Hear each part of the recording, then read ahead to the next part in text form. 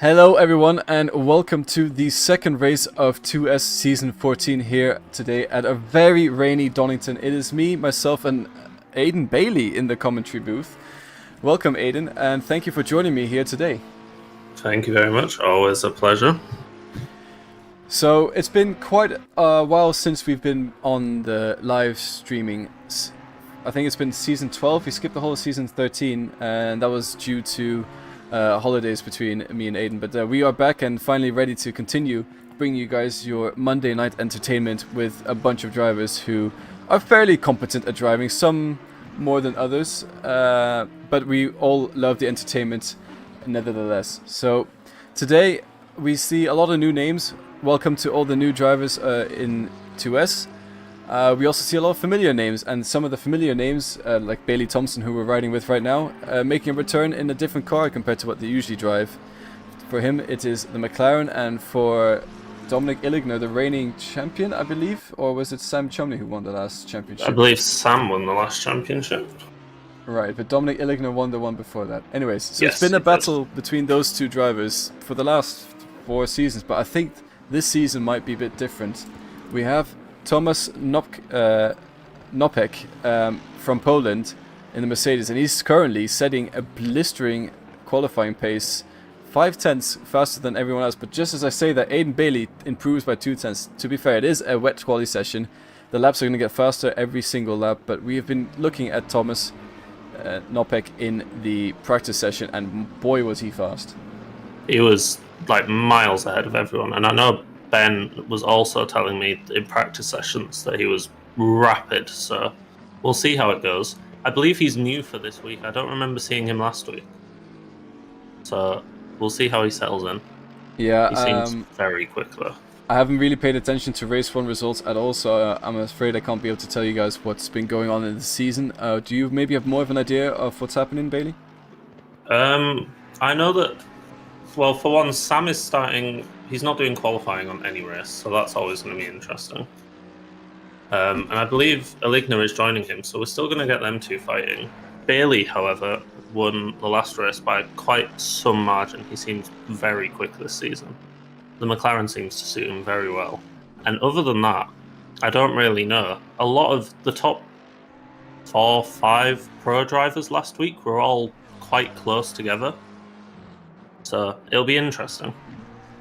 Interesting season ahead for sure. We have, as I mentioned earlier, many new names, and that also brings in a lot of talents that can shake up the field a little bit, because, well, the last 4 champions have been shared between 2 drivers, and I think this season will probably change that, and I'm very much looking forward to seeing that unfold in front of our eyes. But just as I say that, Nico Veldman sets a provisional pole time 5/10 faster than everyone else. 8 minutes left of qualifying session. It doesn't look like the rain is going to decrease, but the track is definitely getting faster and the driver's getting more confident as well. As we go, it's going to get, these lap times are going to come down. It may still be absolutely chucking it down like it's torrential rain, but it is going to dry, and whoever's out there on the very last second is going to have some advantage. As we've just seen, like Nopek's just gone 2/10 faster than what Nico just did. Indeed, and it looks like Forrest McCormack as well making his return to us. He's always been a bit of a wildcard entry. He's never done a full season, but when he does show up, he shows up in a McLaren, and he shows up quickly. And it seems like this is no exception this time around. He was going to sign up for Silver Class, but since Silver Class is full of drivers, he decided to sign up for the Pro Class just for this race. And it seems like it's going quite well. His current lap time is 6/10 improvement on his previous best, which would put him up in P4 at the moment, but the track is getting much faster, and as you said, Nopek setting blistering lap times, but it looks like McCormack actually just bails out of his lap time. It's strange. Why did he? Was there a reason for it, or did he just feel like not setting it? I don't know. I feel like maybe he overextended somewhere and made a mistake, but we just saw Aidan. We'll see. Hopefully he can repeat it a bit. Yeah, I keep getting confused between Bailey Thompson and Aidan Bailey. It doesn't help that my dog's also named Bailey, so every time I say Bailey, my dog's just in the corner. I wish I was as fast as Thompson. I'm nowhere near his level. Well, you won Silver Class a couple seasons ago, and then decided to retire to do better things.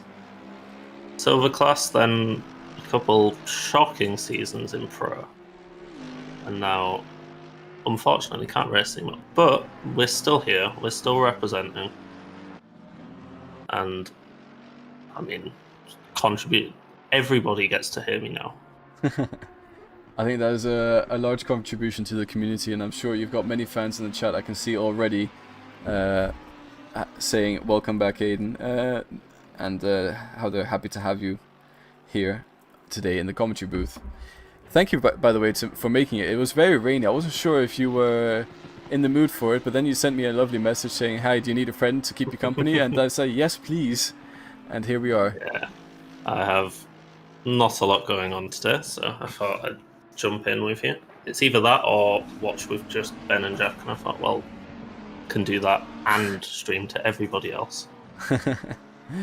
Very nicely done. And as someone new to the 2S scene is Damien Jensen, Danish driver with the 999 Lamborghini.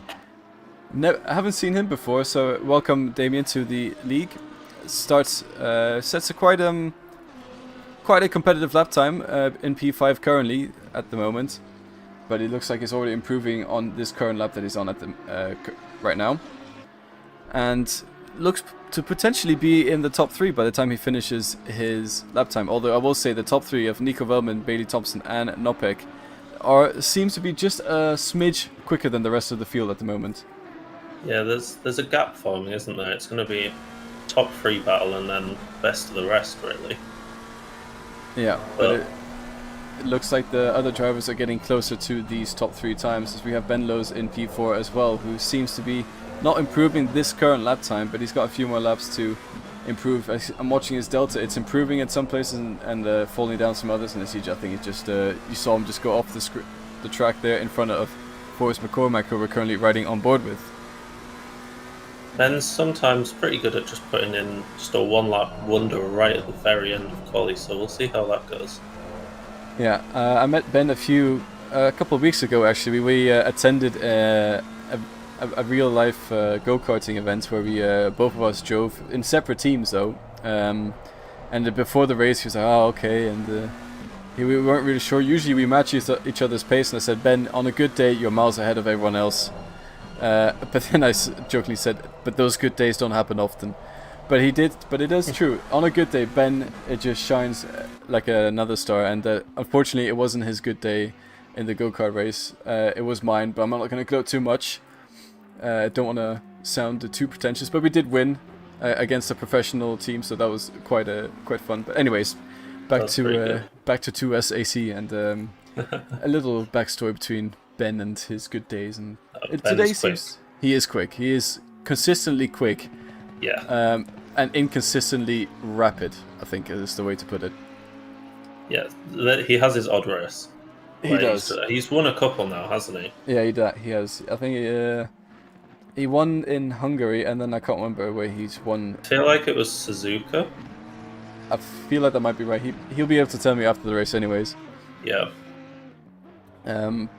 But my other good friend, who you guys have seen race for a long time, is not racing anymore this season. Tommy Aslan, he also has other duties to take care of, and he was doing brilliantly when he was racing here. He was very Mr. Consistent. I think he was never outside the top 3 in his battle for the championship with Dominic Illigner. But at the end, he had a full season of being 2nd and 3rd every single race, and then the odd 1st. Yeah, he came first once, and then the other races he was just podium. So extremely consistent, but then unfortunately Dominic Illigner, unfortunate for Tommy, Dominic Illigner won the championship in the last race of the season. It is amazing how he didn't. I'm really surprised. Thing is, if Dom just got first in so many races, it just completely offset Tommy's consistency, unfortunately. Yeah. But it is a shame there wasn't any really reward for what he did, because it was basically unseen, his consistency. It was, and he was leading a championship at some points as well due to his consistency of just showing up every race weekend. Oh, and huge slide for Nico Veltman there, our current pole sitter, with just 3 thousandths ahead of it's all Nopek. over the road. I was watching him in practice a little bit as well, and the car doesn't look very stable. He looks quick, but the car doesn't look stable. That is somewhat. I mean, the Audi, it's ever since they got the new Evo Audi, it's been sort of considered a stable car, but it's still. I still think with the right setup, you need to go fast. It is a bit unstable in braking, not so much in the acceleration, but definitely under braking, it can be a bit slidey, and I think the rain just amplifies that unstableness slightly. But it is a brilliant car. It's one of those, you point it in a direction and it goes where you want it to go. See, I've never driven the Audi, but I have, obviously, Dominic, crazy success in it. Nico, he does very well. He was in the Mercedes last season, I believe, and he switched back because he just likes the Audi. Yeah, and he's repping his fast forward racing livery that he's been doing for quite a few seasons now. I've just been seeing a request to go on Ben's onboard, and we will go for an onboard lap of Ben Lowes. I think this is his last lap of the qualifying session. It looks like it will be. He is currently 1/10 up on his personal best lap time, but so is the guy behind him, Mraz. So it's going to be a close fight between these two, between P4 and P5. It seems like at the moment Ben will retain his P4 position, but he could actually, if he continues at the pace he's going, potentially get P3 if Bailey Thompson does not improve. But Bailey Thompson is also on a green lap to improve. Nopek has gone into the pit lane, so Nico Veltman is provisionally on pole position. Bailey Thompson is actually not looking to be anywhere setting any blistering lap time at the moment. He's only 1/10 up on his current lap, and that is not enough to upset Nico Veltman. So currently, Nico Veltman is on pole position as Ben Lowes comes into the final few corners. We have an onboard of this extremely wet Donington day. Most days in Donington, to be fair, but we will have one more corner of Ben Lowes, Mr. Consistently Quick, in P4, trying to come across the lines. Bailey Thompson abandons his lap, and Ben Lowes spins across the start-finish line. Doesn't even make this final quali lap, but he doesn't need to because his P4 position is secured. So that means Nico Veltman will take the second pole position of this season here today at Donington, with a beautiful demonstration of how he handles that Audi GT3 car. Yeah, it's not a lot changed there. I expected more change in those last few laps, but the top 5 stayed, top 6 even stayed as it is pretty much. They did. Everyone kind of binned off their laps quite early. Yeah, as we will now show a very dry Donington, but so is it with the track maps. You can't always get sorry, not track maps, track videos. You can't always get the right track videos. But this was footage taken earlier. We just didn't want to take the footage while the race was going on. I like Donington. It is. I'm not quick around it, but it's a good track. It is a brilliant track. I enjoy driving it. It's very flowy. One mistake can really upset your momentum throughout the whole. I mean, I guess that's true for most tracks, but this one really is. It's amplified if you make a mistake compared to other tracks, because it's such a flowy track. There's no hard braking points apart from the last few corners to regain your momentum. It's nicer than most British GT tracks. Snetterton. Nobody likes Snetterton. I think I've done about 5 laps on Snetterton, and I can't be bothered to do any more. But I don't have to because I don't race it, so it's brilliant. It's a rough one. I'll be honest, I'm impartial. I think it can be fun, but it's not good for racing at all. It's way too tight. It seems more like a track day track rather than a racing track. Yeah, definitely. But anyways, here we are at a proper racing circuit in the UK. Nico Veltman on pole position, followed by Thomas Nopek in P2 in that Mercedes. P3 for Aidan Bailey in the McLaren, and then we have P4 Ben Lowes representing the Lotus F1 livery.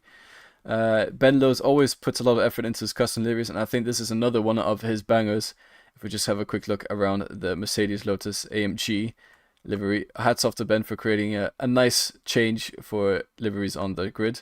brilliant replication from Ben Nose. Then we have Mraz in 5th place, Forrest McCormack in the McLaren on the right there in P6, Damien Jensen P7, then we have Cupera in the McLaren, Jack Colley in the Ferrari, and the pole position in silver class of, is it Lessie or is it Lise? I do apologize if I mispronounce your name, but let me know afterwards. And we have Varnolo, Priadoco, Wells, Hirsch in the BMW, Preem, Moulton, Batek, Rinoja, Van Dam. Then we have Dondo Kambe, I think, yeah, Dondo Kambe in the McLaren, Huben, Jos Meersman, King, Sam Chumley, who didn't qualify, and in P25, I believe that is Dominic Illigner in the Lamborghini. I have been told if you flick back to Jack Colley's livery, Ben apparently made this quite late notice, but it's a Macca. It's a Macca Ferrari. And I've been told that because Jack's Mackey's manager is currently in the chat, so shout out to him. Oh man, you're getting free branding. Do you pay Jack Colley to represent the franchise that is McDonald's? I hope he gets a raise after this. It's beautiful in its simplicity. It is one of those simple liveries, but it just I didn't catch it the first time around because it's so simple, but it is actually beautiful. You immediately know what it is. Yeah. The Mackey's Ferrari. Palace is that the place or is that? That is the clothing brand. So Palace made a clothing collab with Mackey's. Ah. But there's a car going off in the background there. I wonder what. It's one of the BMWs. Batek maybe? Oh, okay. Anyways, doesn't matter. Interesting tyre warm-up strategy. Yeah. Well, I guess maybe the grass would be better in the. I don't think so, but oh well. I don't think so. Maybe he had no traction control on and just thought, okay, let's spin up those tires. But tire temperature is very important with the wet weather. It can really make or break your start in the race. And I'm definitely looking forward to seeing Sam Chumley and Dominic Illigner, both of the two probably top 5 fastest drivers in the grid at the moment. Both of them starting at the back. Is that because they have quali bans or is that just because they chose to? They just want a bit of interesting stuff going on. So I guess they got tired of winning. Well, Sam's reasoning was, I got sick of being stuck at the front on my own, so I'm starting from the back every race this season. And then Dom is only here for a couple races, I think. I don't think he's committing to a full season, so he's just driving with Sam. So Dom just said, I bet. Let me join you. They are very equally paced, so hopefully. Forrest McCormack is currently stopped on, and he's just been put back into the pit lane. I wonder if he has a technical issue of some sort, but he definitely won't be joining the grid for the start of the race. I've just also read in the chat that free Big Mac for Jack Colley if he wins the race. I mean, that is a lot of pressure to put on Jack Colley. It is, but first of all, racing for glory is one thing. Racing for a Big Mac, that's a completely different story. He is in P9. It's not impossible, but he's got one hell of a task ahead of him to be able to get that P1 position that his manager so desires to give him a free Big Mac. Jack joined the practice session with 10 minutes to go, having not done any practice this week. P9's not horrendous. That is actually not bad at all. That just shows you how good of a worker Jack is and how consistent he is in his work. Anyways, we are about to go green for the 45-minute race as Nico Velmer goes off track and he's far behind. He's gonna start way behind the. Okay, no, he's managed to get back up in front. Anyways, side by side between Nopek and Veldman, who is going to take the lead into the first corner. We are going to go green any second now. We have Bailey Thompson very closely behind Nico Veldman, and off they go. Green lights. Nopek is ahead on the start, but Nico Veldman has a brilliant start with the Audi engine being great at getting off the line. Looks like Nopek is trying to go around the outside of Nico Veldman. They're going side by side. Nico will have the inside corner for the next, inside for the next couple of corners, and does manage to cover off Nopek's attack at the front, and he maintains his P1 position after being a little bit caught up between himself on the exit there of the final corner, but on the warm-up lap. But anyways, Bailey Thompson is attacking Nopek now, and is going to try and maybe have a look up the inside. No, they all slot nicely back in between a line, and it looks like Ben Lowe's has already dropped 2 seconds to the top 3 drivers. I wonder if there was a bit of an incident behind them, or these 3 drivers are just on another level at the moment in the wet. But it's a very interesting start indeed. No position changes in the top 5, but it was looking like Nopek might have gotten Nico Veldman around the outside at the start of the race. So I was watching further back, and everybody, props to them, because that was all very clean from everybody. For at least from what I could see, there was nobody span off crashing or anything. Sam has made up amazing amounts of places. He's in 14th now, but Aligna still stuck in 24th. Wow. And round goes Aligna. Aligna is having a bit of an incident. Oh, a bit of an incident with Sam Chumley as well in the hairpin there as he taps the back of Batek. That might be going straight into the steward's box, but you're right, Aligna has also spun around at the same time. I'm just trying to see if there is any incidents on the replays that I can catch for you guys. It looks like there is an incident here between Aligna. He's got quite a lot of front damage on his car, and is this where he's just spun around? Oh, right. He's caught too much pace on the guys ahead of him through the chicane and bails out of it, but accidentally takes himself out with it. Them. Yeah. More fighting happening up ahead in the silver class, as that little battle there is led by Van Dam, Lucas Van Dam, and then followed close by Michael Vanoha. But then we have the blue, I believe that is a Lamborghini, excuse me for not knowing all the cars straight away, who was right. Oh, spin for Rinoha going off the track onto the curbs. Looks like he's just rejoined without collecting. Oh, maybe. Looks like he's collected. Is that is the McLaren, the 97 McLaren of it's hard to tell. Or is that 97? I believe it is. But there's been a bit of an incident there between the 97 car and the number 9 car, and up ahead the 99 car as well has had a spin. So quite a lot of drama at the beginning here of the races, but hopefully that's what we expect with the wet weather. And Andrew Moulton trying to go around the outside of that BMW in the chicane. That is I've never seen cars go side by side through that chicane. But going down into the hairpin, Andrew Moulton got a bit of a worse run, and the BMW of Hirsch will be able to maintain his position. I mean, they made up on the second lap for the lack of carnage on the first lap. There was numerous crashes and taps, and there's still a few going on right at the back of the field. But we've now very spread. Ben has lost a lot of time to the leaders, but behind him, the pressure is on. Yes, we got Victor Mraz and Damien Jensen right behind Ben Lowe's at the moment. It seems like Ben's just getting into a bit of this rhythm. I remember my first my first it wasn't pole position. I started P2, but it was I got P1 quickly in 2S ever was here at a wet Donington, and I remember the first 10 laps I was taking it super easy, and then I got taken out. But those first 10 laps were agony while I was just trying to calm down my nerves from the pressure behind. And it looks like Ben Lowe's is having similar issues at the moment as he cracks under pressure and Mraz goes through. Ben Lowe's down into P5 position, and that has allowed the Ferrari to potentially maybe try and catch up to the top 3 guys ahead. But they have already got a 4-second lead compared to this little battle going on behind, and that is a large gap to try and make up in 40 minutes. Sorry for the commentator's curse, Ben. Are you sorry? Hopefully you can recover. It's a long race. Yeah. 40 minutes is a while. It is. I always find it's easier to be the attacker rather than being the defender in these situations, because you can apply the pressure, and you can, in that sense, you can... a little bit of a slide there from Priadko, and that's going to allow Sam Chumley to potentially get past him into turn 1. He's going to have the outside. We'll ride on board with Sam Chumley. And looks like they're side by side at the moment. Sam Chumley is going to be a little bit later on the brakes, but he's going to have to give up the position on the inside. He's trying a cutback maneuver on the Audi ahead of him. Gets a little bit of a better exit, but that's not good enough to get past the Audi. It looks like there's slight use of brakes in the corners from Priadko, and that's allowed Sam to catch up right behind the Audi driver in front of him.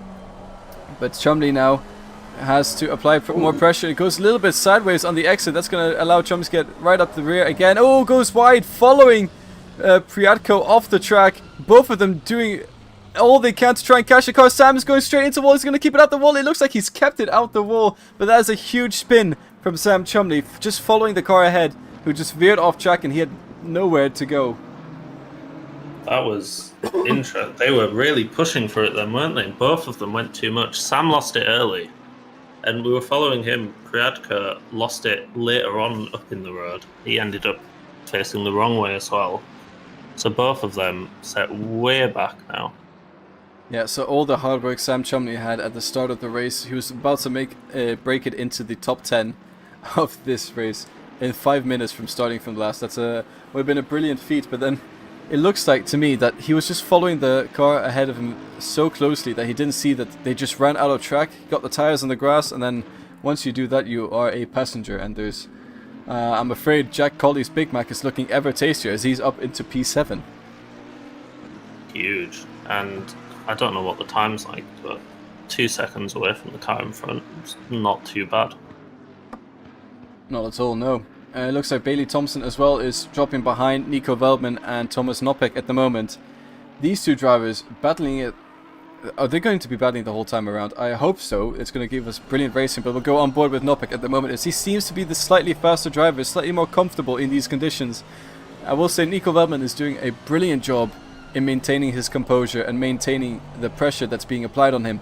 But Nopek is not backing down, and in the wet, a slight mistake is so much more costly compared to in the dry. Nico's a very good defensive driver, though. He's used to driving in the front. Like, he is a champion, isn't he? I believe. Yes, he does have a champion under his belt here at 2S. He's won numerous races. He knows what he's doing. He can defend from a position. But this Nopek is very, very fast by the looks of it, so it will be a challenge.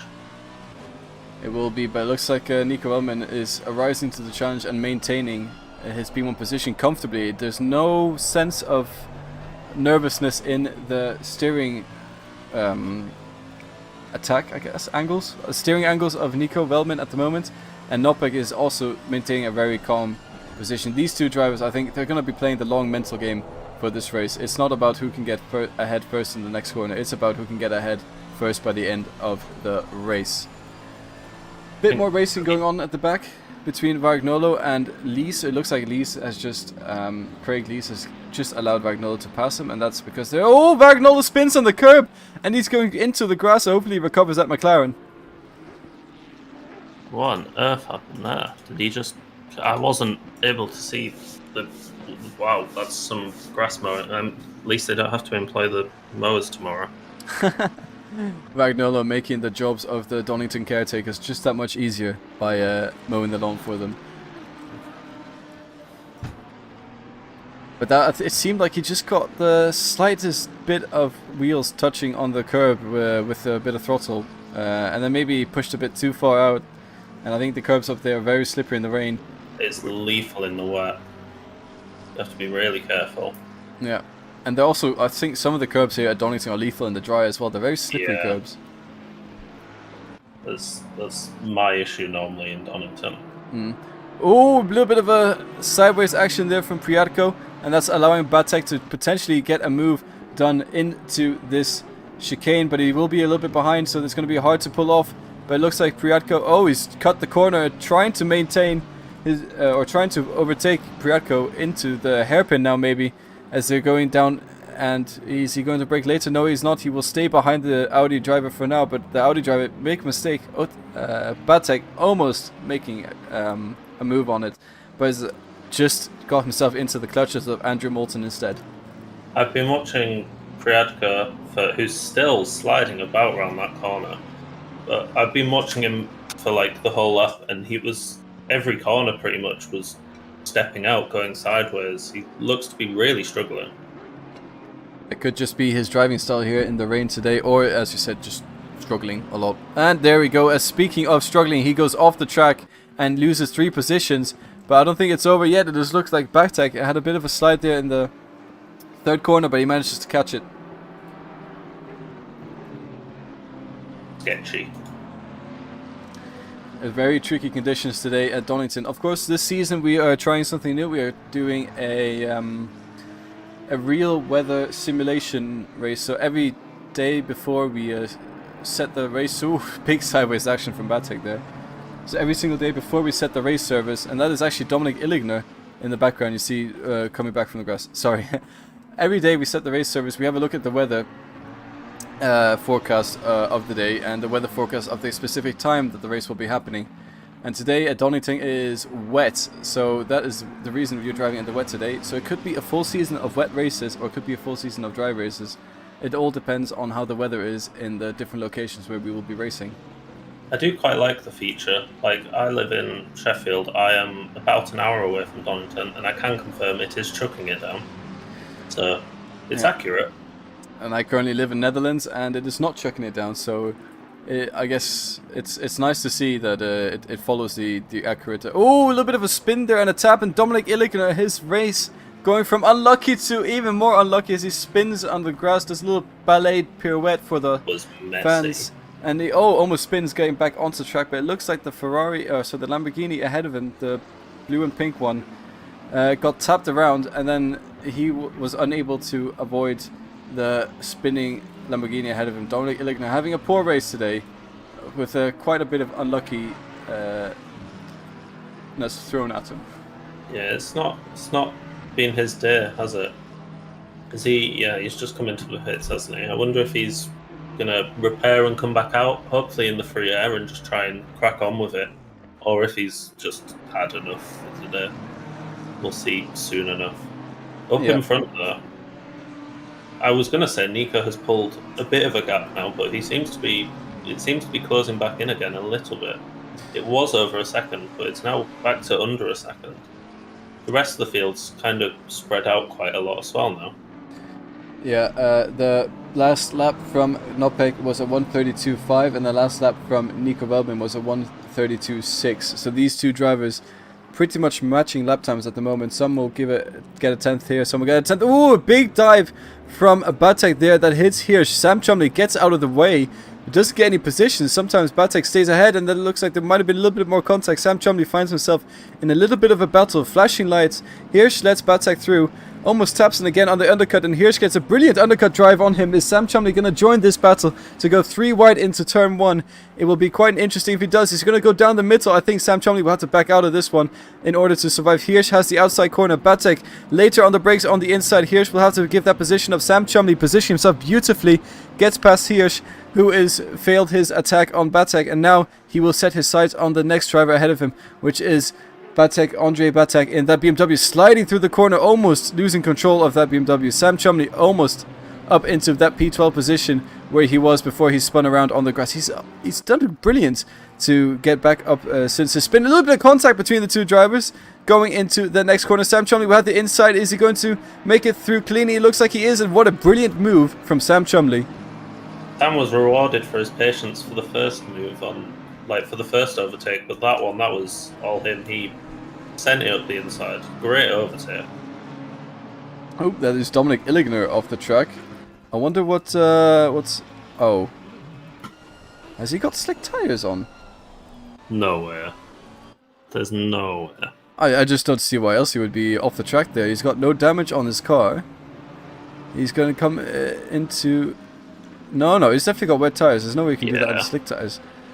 I wonder why he was off the track there. That is unlike Dominic Illigner to do that. He's just... Today is not his day, is it? Yeah, he's really struggling today, and it's a bit of a shame to see, but he did say he's not going to race the full season. He's going to come from the back and just try and enjoy the races more than just run away with P1. And it seems like Sam Chumley is having a great race so far. See, Dom is someone who we're used to seeing in the Audi all the time. Obviously in the Lamborghini this time. Maybe that's playing a factor into it. How he's less used to. Who knows? The only person that does is Dom. It could be the car factor that is, because he raced the Audi for about 5 seasons, I think. Him and that Audi became like a one man machine. But the Lamborghini is not too different from the others.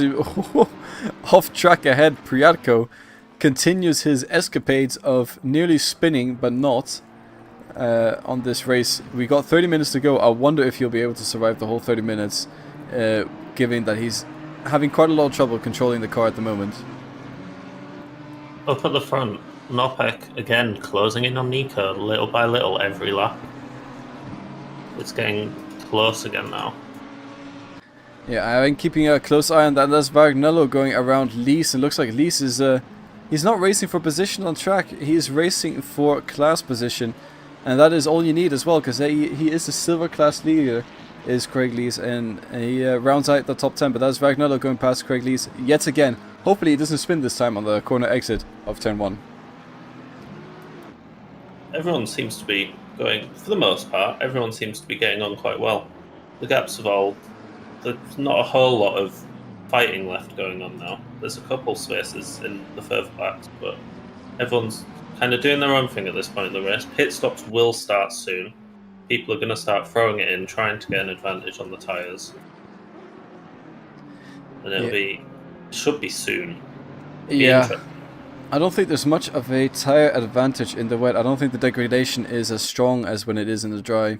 Yeah, I've done just you have to do it, so when do you do it? Yeah, exactly, and I don't know if maybe an undercut might be a good idea. I think it's more who can get out in a free track position, or if, for example, if Nopek feels he's faster than Veltman, if he pits a couple of laps earlier, tries to get an undercut on Veltman, that could be a change for position. But strategy in the wet is a bit, for a full wet race, it's a bit easier to do, because it's just sort of pit halfway through, throw some new tires on, job's done.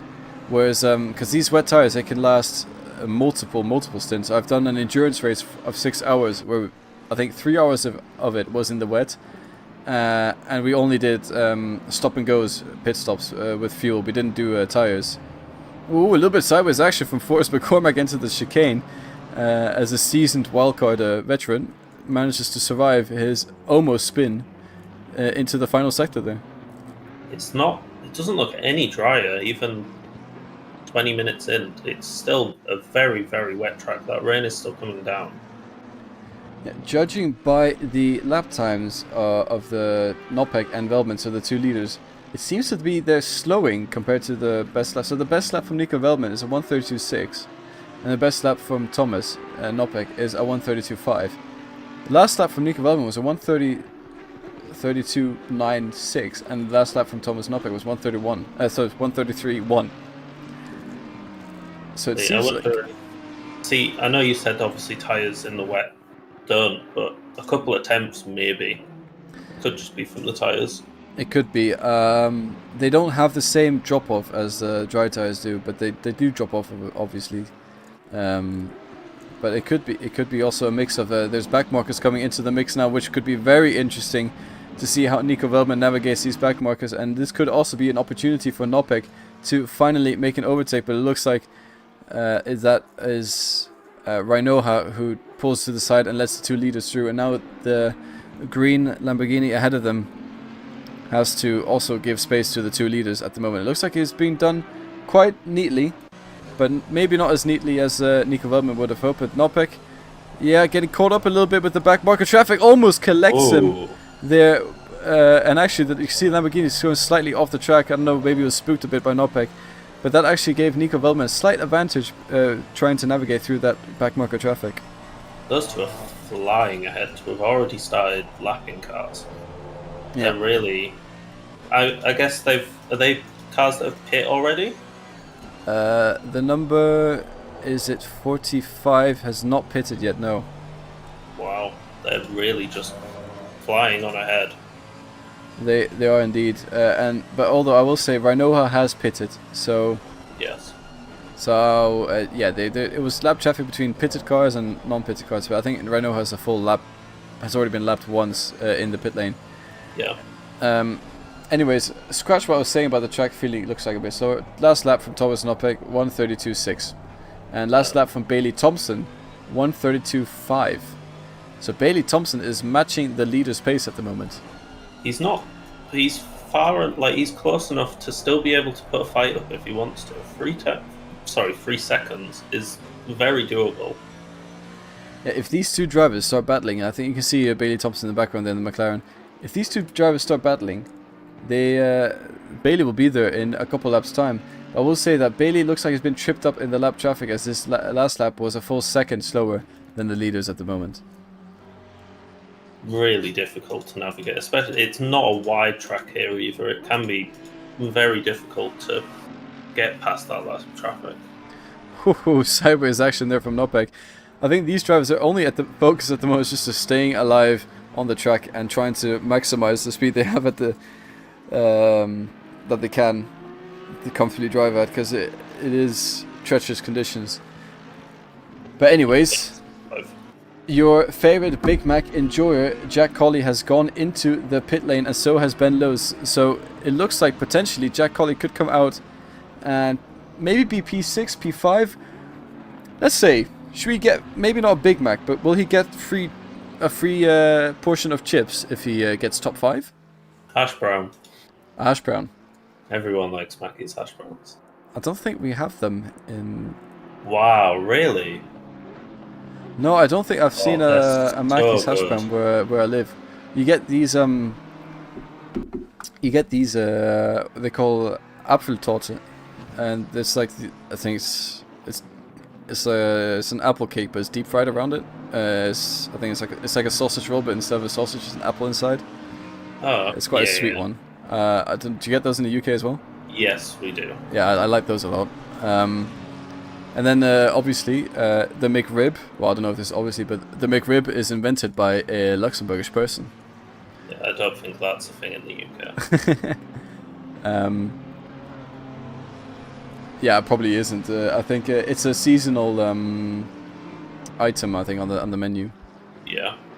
But it's quite fun. I had a few friends visit from a couple weeks ago from the UK, and we went to a Luxembourgish Macca's, and they said it was so bougie compared to what they have in Britain. But then we're like, oh well, we like the British stuff because it's actually nice compared to what we have in Luxembourg.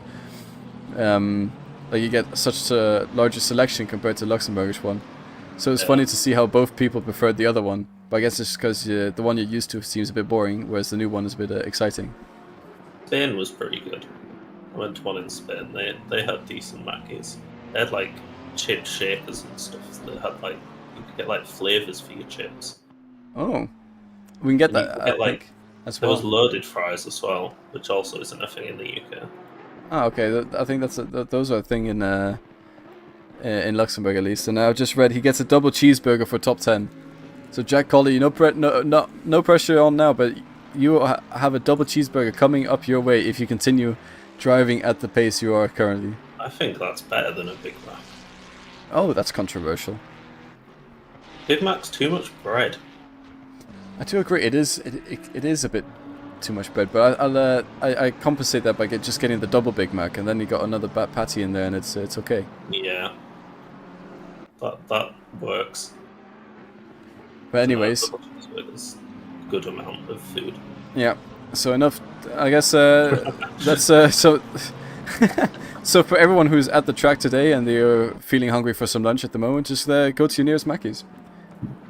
Oh, a little bit of a tap there between Batek and Cormac, and it looks like McCormack sends Batek through. Although these two guys fighting quite hard, the indicator's on for Batek as well. Maybe he's saying sorry for the no, I don't think he is. There is hard racing going on at the moment. McCormack going up the inside of Batek. Batek, oh, he's trying to get into the pit lane. That is not the ideal pit entrance he's had there. But McCormack looks like he's going to get right out ahead of Nopik. Ooh, almost a collision between the number 2 driver. But he's gone into the pit now. And we'll have to get past McCormack. It looks like he'll get that job done nice and easily. Ball's in Nico Wellman's court now. That was a little bit of contact through there. Just a little bit of sliding, a little bit of contact, but he seems to get out of it pretty much unscathed. And now he has a free track to set down the power, set down the lap times. And Nico Wellman will have to consider pitting soon in order to maintain his P1 position. Nopek can't afford to get caught up with somebody now, though. That would be awful for their race.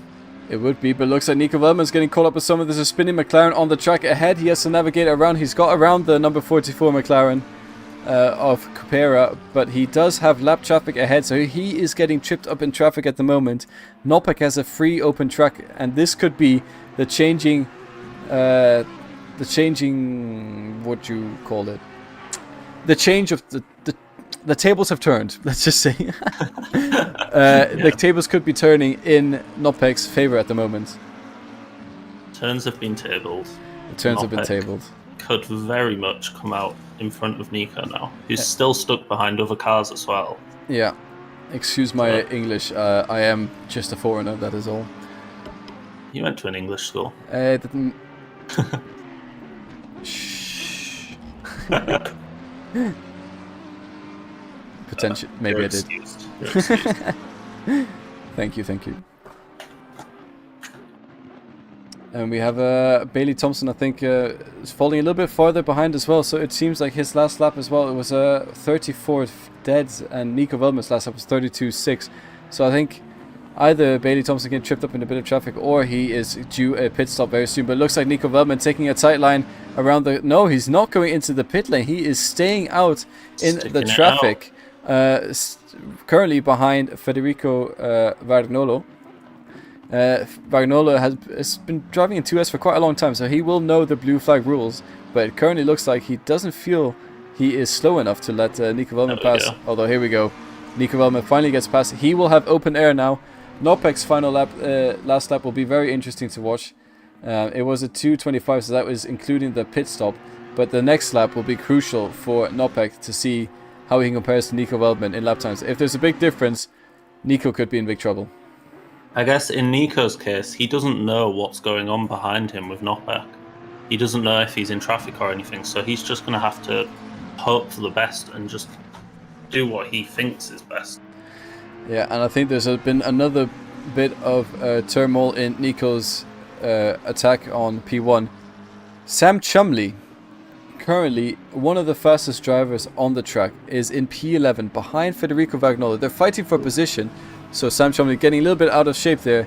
I think that's helped Nico Velman. But he was currently driving quite a bit faster than Nico Velman ahead of him. And if he got up behind Nico Velman, would he decide to stay behind and potentially risk getting overtaken by Vargnolo again? Or would he decide to try and unlap himself that compared to Nico Velman, and then maybe get Nico caught up in a bit of traffic as well in that sense?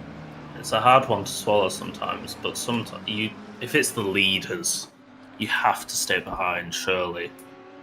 You can't you don't want to be the reason why somebody lost a race. Esteban Ocon would like to have a chat with you. Although I do think that was more on Max, but that's another story. Anyways, Sam Chumley almost getting taken out there, but that pit exit looks very sketchy. It is very sketchy. We've had a few incidents before in previous races in Donington with people who have exited the pit lane and then collided with someone on track. But a little battle before silver class. Hirsch, who is not pitted yet, and Lees, who has pitted, just going straight up the inside. Hirsch, a little bit of contact there, and it looks like a little bit of a push to pass, but he stays behind, and it looks like he's allowing Hirsch to get ahead yet again. Very respectful racing from Craig Lees at the moment, the silver class leader. He is doing a brilliant job as well. He's miles ahead of the second person in, the person in P2 in silver class. I just want to point something out that I don't think we noticed. Ben Luce is in 16th at the moment. And I have no idea why. That is Hirsch off the track, and that's allowed Lees to get through. Let's have a look. I can't find anything with Ben Lowe's in the replays, so maybe it's self-inflicted spinning. I don't know, but something that's very interesting. Jack Colley's in P6. Yes, he is. And it looks like after Andrew Moulton's pit stop, he will be in P5. So a double cheeseburger for a top 10. What's in for the top 5? There's got to be something in it for a top 5. Definitely. And the plot thickens with the battle between Thomas Nopek and Nico Velman. Nico Velman's last lap, 1:32.7. Thomas Nopek's last lap, his fastest of the race so far, a 1:32.4. So if this pace is continuing, Nico could find himself in trouble and in P2 once he gets out the pit lane. But it looks like he's going for a long stint and then going to pit at the end of the race. Both of them running in traffic at the moment as well. So it's interesting. It's going to be very close, I think. Yeah. It's going to be very exciting to watch indeed. Bailey Thompson is going to has come out the pit lane, not so far behind Nopek actually, around 4 seconds, which was the gap when Nopek went into the pit lane. So that gives you a bit an idea of how the gap is compared to Nico. So I don't think it's changed too much, but definitely. That's what Nico's going to want to see. Yeah, exactly. But it's definitely looking like it's going to become more in the favor of Thomas Nopek if he continues this pace. Last lap for Thomas Nopek, 1:33.5. Last lap for Nico Veltman, 1:32.7. So Nopek is being caught up in the traffic, and And Nico's in. One lap Nico is faster, the next lap Nopek is faster, but this is where it comes down. Nico is in the pit lane, so we're going to stop speculating soon, and we're going to see the reality of the situation in very short time. It's going to get very exciting when Nico Veltman exits the pit lane. Will he be in first, or will he be in second? It's going to be... I think it'll be first, but I think it's going to be close. I think so too. I don't know exactly how long a pit stop takes. It takes around 50 seconds, I would say, in Donington. 30 seconds to change the tires and refuel, and then about 20 seconds in and out the pit lane. I've just seen that Jack Colley might be getting himself a McFlurry and an apple pie if he gets a top 5 position. That's acceptable rewards. Very acceptable. That is if the McFlurry machine is working, but it is a very acceptable reward. The McFlurry machine always works. The staff just never want to give you a McFlurry. Alright, and Nico Veltman is coming out the pit lane, and that is actually Dominic Illigner right behind him. He's wait, considerably far ahead. He is quite far ahead of Nopek, so his overcut working out for the best at the moment. He's built himself a nice sizable gap between himself and Nopek. And the pressure is just... I can feel his shoulders must feel 10 times lighter now. 3.5 seconds. I wouldn't put it past Nopek to close that gap in these next 12-13 minutes of racing that we have left, though. Yeah, if there's one driver that can do it, Nopek, it looks like he is the one to step up to the challenge. We've not seen him before in 2S, but what a statement he's made in the first race here in his 2S campaign, and it's definitely breeding a very exciting race season ahead of us. Bailey Thompson as well with a P1 win last race around in P3 at the moment. It looks like the top 3 fight is already sort of starting to show, and we're going to have a brilliant fight for the next 4 races on our hands, and I really look forward to seeing it. If he's as good in the dry as he is in the wet, he could be a real championship contender. The only thing is, I don't know if he competed in the last race, and that might set him back a little bit. Yeah, we've seen before the championship being decided not by the amount of race wins, but the amount of race attended. We know some leagues, they'd like to run drop rounds, and we tested it, I think, once, having a drop round. I don't know if it's still there. Okay, I might be waffling now. Maybe do we still do drop rounds? I feel like we did it last season, and I don't know if it's still going this season or not. That was a little bit of a Lance Stroll moment. I cut to Capera, who is instantly spinning when I cut to him. Tino Capera having a bit of an unfortunate race today. He's not having the best of time in his McLaren in the wet. Maybe his setup is just wrong, and he's not been able to dial into the wetness of Donington. Or it could be that he's been practicing at the dry and then got caught up by the rain. Sometimes it's just not your day, and today it looks like Capera, he's been struggling quite a lot. No, it's happened for a few drivers, I think. Illigner, however, he's recovered a bit from his, let's say, turmoil earlier in the race. How is he P16? Yeah, I know. He was so far back. And he's currently lapping faster than Nico Veltman. So good redemption from him. Jamie can do it all race. So interestingly, I think I see where the gap between Thomas Nopek and Nico Veltman comes from. Nico Veltman's pit stop lap was a 2:22. Thomas Nopek's pit stop lap was a 2:25. Thomas Nopek is 3 seconds behind Nico Veltman. Explains it. So it seems that Nico has either had a better stop or a much better outlap compared to Nopek, and that's what's given him the advantage at the moment. But it looks like Nopek is slowly but surely catching up to him, with the last lap of Nico Veltman being 1:32.8 and last lap of Thomas Nopek being 1:32.2. That is a 6/10 difference, and Nopek is on an absolute charge at the moment to try and catch up. Whoa! I'm going to try and get a replay of that. That was sketchy. So we have Nico Veldman going into turn 1. 2 cars off the track, and they will rejoin right where Nico Veldman is driving. A little bit of a bump. Oh! Almost catches out the leader, but he manages to navigate his way safely through that incident ahead of him. Nopek behind him went even closer to them. He was like, I thought he was going to hit them, but he made it through just. It would have been a shame if Nopek was caught up in that incident, as that would have... I mean, I'm sure Nico would have been happy to see that he at least tripped up in the incident, not get crashed out or anything. But it looks like Nopek survives and is able to close down on Nico yet again. But he has lost a few tenths compared to Nico Veldman in that lap.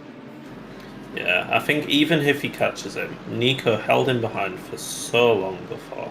I feel like we have to see that Nico should be able to keep doing that for the remaining time. It's like 8 minutes is what compared to how long he did it before. Yeah. One thing is catching. Looks quick. One thing is catching. The other thing is overtaking. But you're right. Nopek does look very quick, and I think at the moment it was a mental game at the start. Nico kept his calmness and coolness. It's a mental game again.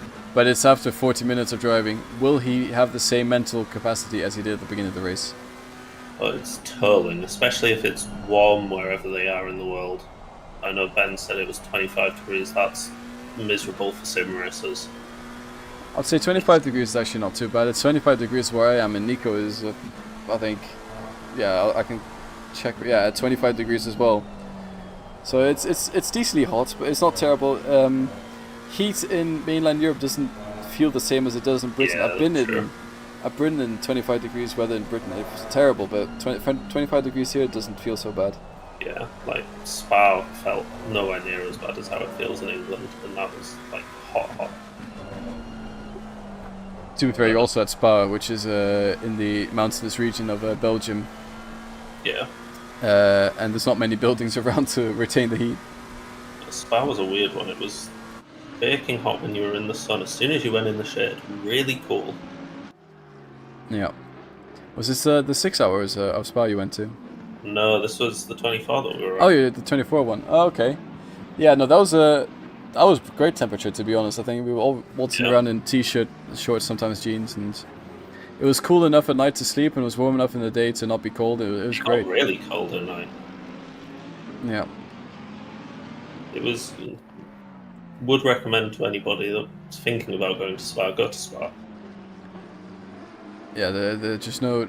but I'd go for, if you want to go, if there's one race in the year you want to go to Spa, I'd go for the 24-hour race. Same GT3 cars as you're seeing today, but my god, the atmosphere, the racing, the friendships, everything to do with it is so much better than attending a short F1 sprint race weekend. It was great. F1 is also so expensive. That as well, and for us at Spa, we got tickets that, and we paid nothing for them, but we were able to walk around the paddock, meet some of the drivers, meet some of the teams, see the pit lanes open, have a bunch of fan experiences as well, which you will just not be able to do at F1 for a fraction of the price. Well, yeah, sorry, it will cost you 20 times more. Prices, though. Yeah. F1. But it's slept on so much. GT racing, so good. If anything, the racing's better than F1. And you see more track action as well most of the time. And it's a fraction of the price. Yeah, as you've seen today, the race is not over and done with in one corner with the DRS overtake. It's the whole race through. Nopek is still gaining on Nico Veldman, but he will have to overtake him. He's got 5 minutes left, which is about 3-4 laps depending on when he crosses the line, and this, it's just not over. The excitement's been there from the beginning. Will Nopek be able to overtake Nico Veldman? The two drivers very similar paced, but there's no DRS to help them. It has to be a proper on-track overtake, and that is sometimes very difficult to do. Yeah, it is. I don't think he's going to catch him in time, unfortunately, for Nopek. Both drivers, however, driven so well all race. Battling at the start, very close to each other. Now, lapping very similar. They've just been together the whole time. hopefully it shows what the rest of the season will be like. Hopefully it does. It's making me excited to start streaming the next few races, and I believe the next race will be at Imola. And it's looking to be, at the moment, at the weather forecast, dry-ish conditions, but that can change quickly in the last next few days coming along. This season is a banger. We have so many good races coming up. Imola next, then Suzuka, Alton Park, which is my personal favourite racetrack, which is controversial, and then Bathurst to end the season. I'd say Alton Park and Bathurst are my favourite drivers' track. Bathurst, I would say, actually just no, straight up Bathurst is my favourite track to race on and drive on. I have the best memories of Bathurst. It's also, I would say, my best track to drive on. And it's just absolutely insane. I think me, Ben Lowes, Tommy Azelin, and another driver, Felix Ruppert, we entered a car for Luxembourg, and we finished that race in P2. It was a 12 hours Bathurst. Talking about that. We were extremely pleased with ourselves, and I think that my first 12-hour Bathurst, me and Felix Ruppert, we ended up crashing into each other purely by accident because he spun ahead of me and I spun trying to avoid him, and we hit each other. And then a friendship sort of started from that. And then a year later, we, in the same team, managed to get P2 at the same track, which I think has a sort of poetic romance to it. Definitely. I've got fond memories of Bathurst. It's where I got my very first silver P1.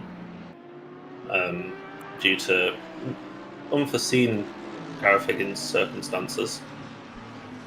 We won't talk about that too much, though.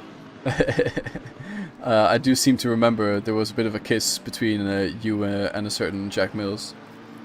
Yeah, that was last Bathurst race that we did in 2S. That was interesting as well. But anyways, unbelievable and heartbreaking at the same time. It really was. But anyways, banger season ahead of us. Brilliant racetracks, brilliant memories at all the tracks. And I think Nopek, Veldman, Thompson, and potentially Jack Colley's in P4 now. Wait, what does Jack Colley get for P4? How's he managed to finesse his way all the way up to P4? He's really finding his pace coming into the later stages of this race. Yeah.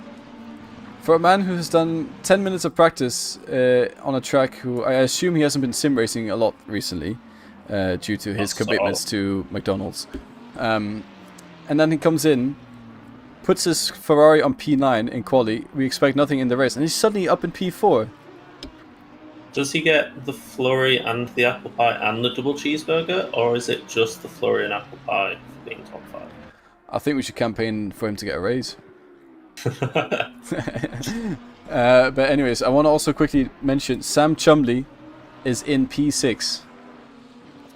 After starting in last place, having his massive spin out, which probably cost him about 30 to 40 seconds, he is now in P6, around 5 seconds.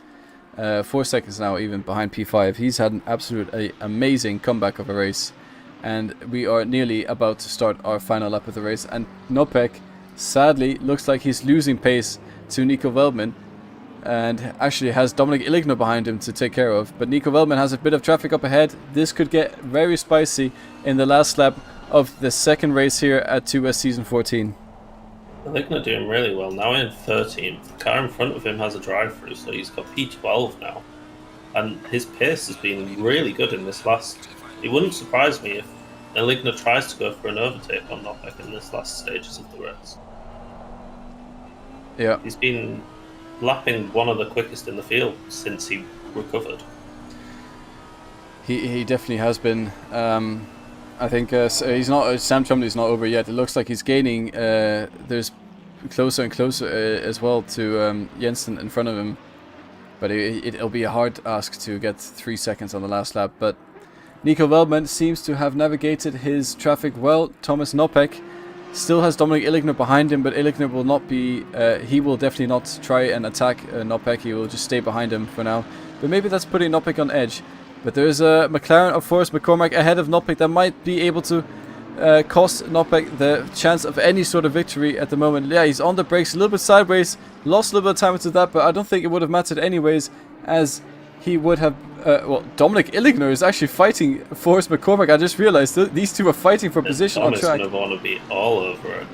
Yes.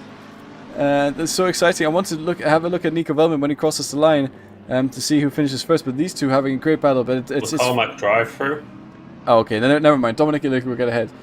So we'll cut to Nico Velman, who will turn the last corner of the race in this treacherous, rainy, slippery, wet, all the other analogies of Donington, and he comes across the line to finish P1 for the first time this season. Nico Velman takes the top step of the podium, followed closely by Thomas Nopek in his Mercedes, and then Bailey Thompson coming across the line in P3, who is actually fallen quite a bit behind the two leaders. So Nico Velman and Thomas Nopek having an absolute brilliant race there in the top two.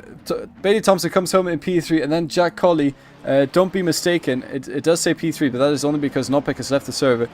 Jack Colley will come home in a P4 after an amazing drive, consistently, and sort of a bit of like a ninja, coming through the field without really any expectations, but has managed to come home in P4, and he's celebrating across the line. It's a brilliant drive from him. Damien Jensen in P5 and Tam Chumley there in P6. Jack gets my vote for driver of the day. Completely. Nico and that at the front did great job, but Jack's just snuck in completely. He's just overtaken everybody in front of him. Very, very strong drive to come home in P4. I'll have to agree that Jack Colley is a contender to driver of the day, but I'm going to have to go with Sam Chumley from somehow getting from last to spin to sixth on the grid. Not to discount Jack Colley's brilliant drive, but Sam Chumley on an absolute another level today. I'm amazed that he's got 6th. Illigner in 11th. After such a rough start and middle to the race. But yeah, great racing all around today. Yeah, it was a brilliant entertainment. I thoroughly enjoyed that race, and I hope everyone watching along enjoyed that race as well. I've just read, I'm an awesome manager and he can have what he wants. Awesome drive, Jack. I will say, yeah, Jack Colley, he had a brilliant drive today, and I think it was fueled by the freebies from his manager. If he's even allowed freebies, I don't know if he is, but we'll say he is. A brilliant job for the drivers here today for providing us an entertaining race. Well, thank you very much, Aidan, for joining me in the commentary booth. Thank you for having me. It has been an absolute Always pleasure. A pleasure. You see, we're just so in sync. But anyways, I'm going to start talking about the next few races in the seasons. We have a new graphic that's also on the sim grid that you can see, made by our in-house Ruben van den Hooding, who doesn't race anymore, but he's still our in-house graphics designer. And a fun fact, he designed our race livery for a racing driver in real life for the Porsche Cup, but that's besides the point. Anyways, next race is at Imola, which will be on Monday as well, and that will be a sprint race, as you can see by the S in front of the Imola. So that is 2 times, is it 20 minutes, I believe? Yes. With no pit stops. So that is just all out pure racing attack. It usually breeds chaos, and sometimes you have slightly more calm races and slightly more chaotic races, and sometimes you have 2 calm and 2 chaotic. It's great. You get 2 races in one, and both races are very different to each other. And I believe, is it one qualifying for both, or is it a double quali? Separate qualifyings. Yeah. So people might even have different quali. Well, they will probably have different quali positions in both races. So it's 2 races in one, 2 short ones. It's usually extremely entertaining. It's my favorite format. It's really good to race on. I enjoyed it a lot. So that's Imola. Then we have Suzuka and Alton Park and Bathurst, as mentioned earlier, as we round out the final race at the end of the month. Thank you, everyone who has been watching and keeping us company as well in the chat. And thank you to all the drivers who have been racing today for the great entertainment. And it's been myself and Aidan Bailey. Thank you very much for watching, and goodbye.